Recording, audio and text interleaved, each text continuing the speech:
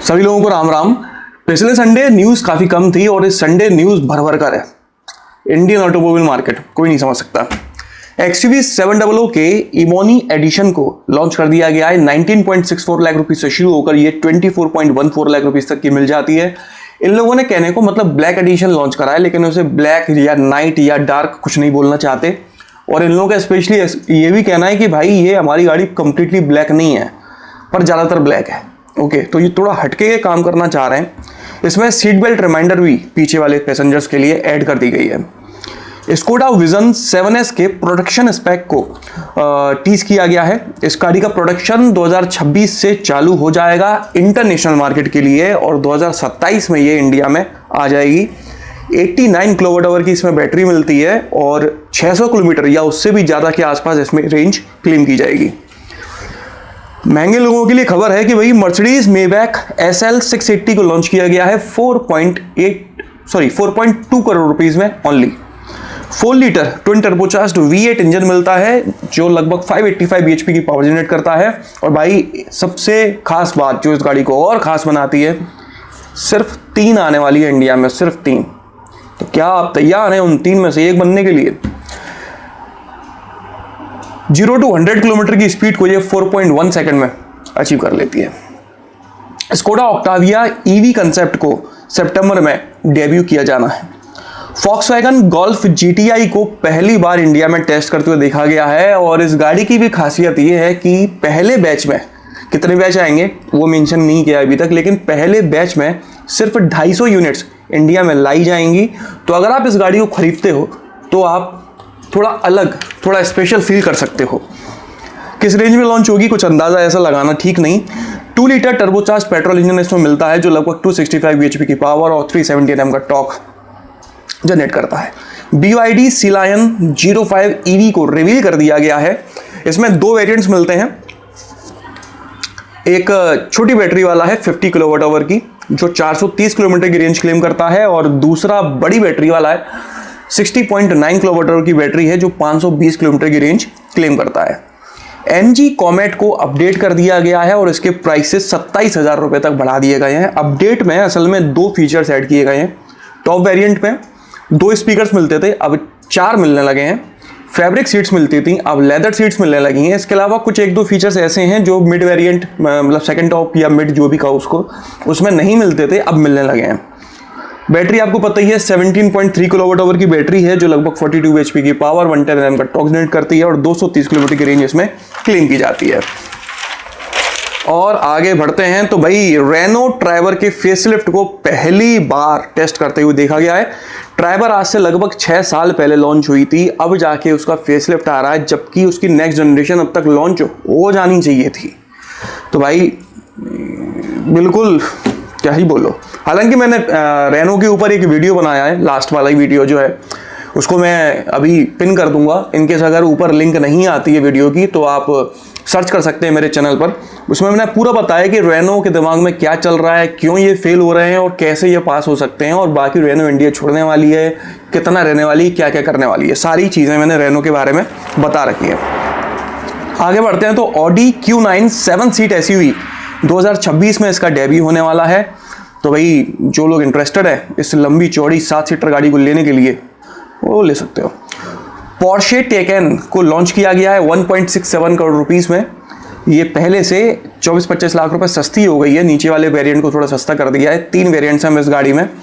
89 kWh से शुरू होकर 105 kWh तक की बैटरी आपको इसमें मिल जाती है जो लगभग 408 bhp से 884 bhp की पावर जनरेट करती हैं। 410 Nm से 890 Nm तक का टॉर्क जनरेट करती हैं। 503 से 642 किलोमीटर तक की रेंज क्लेम करती हैं। टॉप मॉडल इसका 2.54 करोड़ रुपीस का मिलता है। एस्टन मार्टिन वैंकिश को लॉन्च किया गया है 8.85 करोड़ रुपीस में, मतलब लगभग 9 करोड़ रुपए में। इसमें 5.2 litre twin turbocharged V12 engine मिलता है जो लगभग 835 bhp की पावर और 1000 Nm का टॉर्क जनरेट करता है।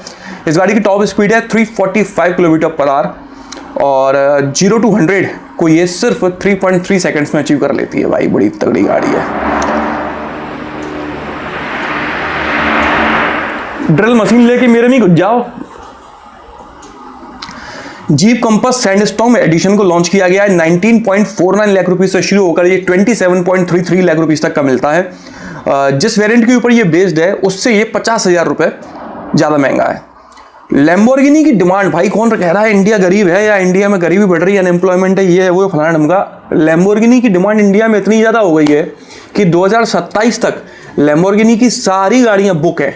मतलब अगर आप आज लैम्बोर्गिनी की कोई गाड़ी बुक करते हो तो आपको 2028 में उसकी डिलीवरी मिलेगी, और अगर एक महीने लेट हो गया तो हो सकता है 29 में मिले। इतनी बुकिंग्स आ रही हैं लैम्बोर्गिनी के पास में। इनका सबसे ज़्यादा बिकने वाली जो गाड़ी वो उरुस है। भाई निसान और डस्टर मिलके काम करते हैं, दोनों स्ट्रेटेजिक पार्टनर्स हैं, आप लोगों को पता ही है। निसान एक नई एसयूवी के ऊपर काम कर रहा है और उसकी टेस्टिंग चालू हो चुकी है। हो सकता है शायद ये एसयूवी डस्टर के ऊपर बेस्ड हो, ठीक है। बाकी जब लॉन्च होगी तभी पता पड़ेगा। आप इमेजेस में देखकर जितना भी पता लगा सकते हो। एक उड़ती हुई खबर आ रही है कि नेक्स्ट जनरेशन ऑल्टो जो है वो 100 किलोग्राम तक हल्की होने वाली है। अब हल्के होने से उसका माइलेज और परफॉर्मेंस तो एक नंबर हो जाएगा, पावर टू वेट रेशियो बेहतरीन हो जाएगा। लेकिन 100 किलोग्राम हल्का करना अपने आप में बहुत बड़ा चैलेंज है, अगर आप बिल्ड क्वालिटी के साथ कॉम्प्रोमाइज़ नहीं करना चाहते हो तो।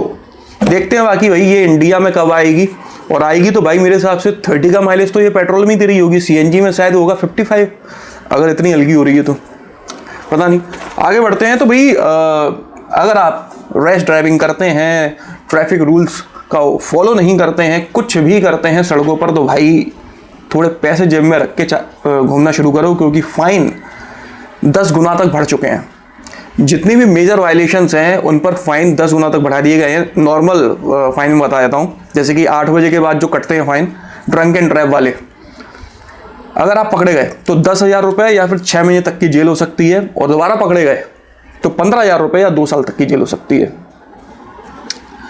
मोबाइल यूज़ कर रहे हो गाड़ी चलाते समय तो पहले 500 रुपये का फाइन लगता था, अब 5,000 का लगेगा। हेलमेट नहीं है, सीट बेल्ट नहीं लगा रखी है तो भाई पहले 100 रुपये का फाइन था, अब 1,000 रुपये का फाइन है। इंश्योरेंस नहीं है तो पहले 200-400 रुपये में काम हो जाता था, मतलब फाइन वाले, वो वाले नहीं।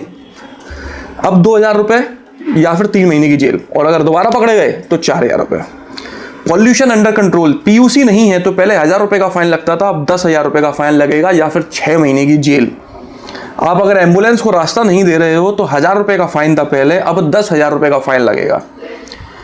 अगर आप सिग्नल जंप करके निकल जाते हो तो पहले आपने 500 रुपये देने पड़ते थे एज अ फाइन, और अब 5,000 देने पड़ेंगे। अब मुझे पता है सिग्नल जंप पे 100 रुपये से ज़्यादा कुछ कभी नहीं लगे, 2 और निकल लो, अगला वाला फिर तोड़ दो, 200 रुपये में 2 सिग्नल। अगर बच्चा है, मतलब कि 18 साल से कम उम्र का बच्चा है और गाड़ी चलाते हुए पकड़ा जाता है तो पहले 2,500 रुपये फाइन लगता था, अब 25,000 फाइन लगेगा या फिर 3 साल तक की जेल हो सकती है। और जो गाड़ी वो चला रहा था उस गाड़ी के रजिस्ट्रेशन को 1 साल के लिए कैंसिल कर दिया जाएगा।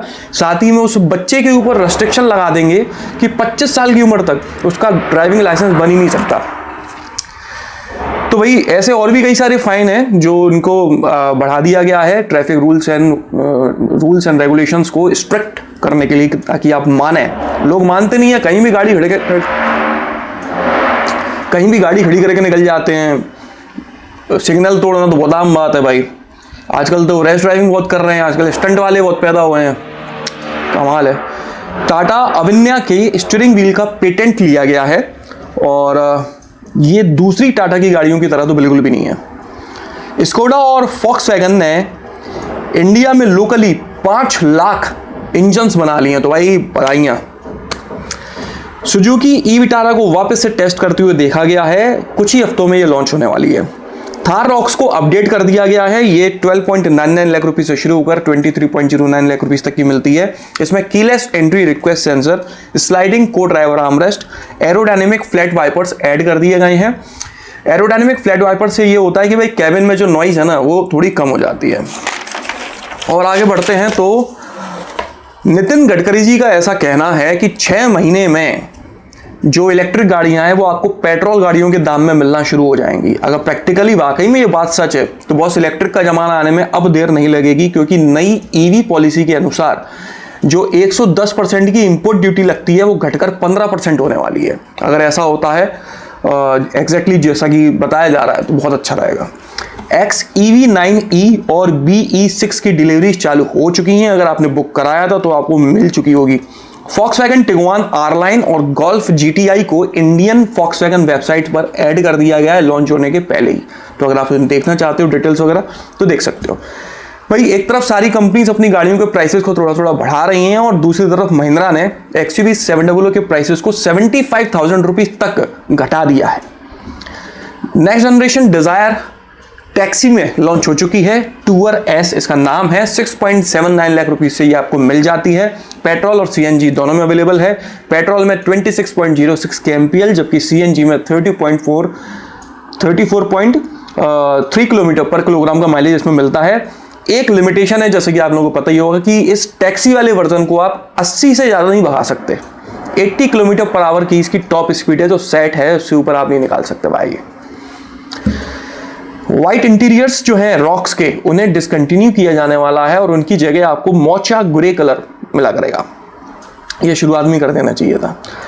होंडा शाइन के अपडेटेड वर्जन को लॉन्च किया गया है 69,000 रुपीज़ में। इसमें नया कलर शेड ऐड किया गया है ब्लैक और ऑरेंज का, और जो लेटेस्ट एमिशन नॉर्म्स है उनको अब ये फुलफिल करने लगे। Ducati scrambler icon dark edition को 9.97 लाख रुपीज़ में 3 ARB क्यों बचा रहे हो, 10 लाख रुपए में लॉन्च किया गया है। 803 सीसी का इंजन मिलता है जो लगभग 73 bhp की पावर और 65.2 Nm का टॉर्क जनरेट करता है। रॉयल एनफील्ड क्लासिक 650 को 27 मार्च को लॉन्च किया जाना है। 243 किलोग्राम की ये गाड़ी होगी, मतलब कि अभी तक की सबसे भारी रॉयल एनफील्ड होगी। 648 सीसी का इंजन मिलता है जो लगभग 47 bhp की पावर और 52 Nm का टॉर्क जनरेट करता है। तो बॉस न्यूज़ तो इस हफ्ते की बस इतनी ही थी। बाकी अगर आपको ये वीडियो अच्छा लगा हो तो इसको लाइक कर दीजिएगा, इस चैनल को सब्सक्राइब कर लीजिए और बेल आइकन को दबाना बिल्कुल ना भूलना। आपका दिन शुभ रहे। धन्यवाद।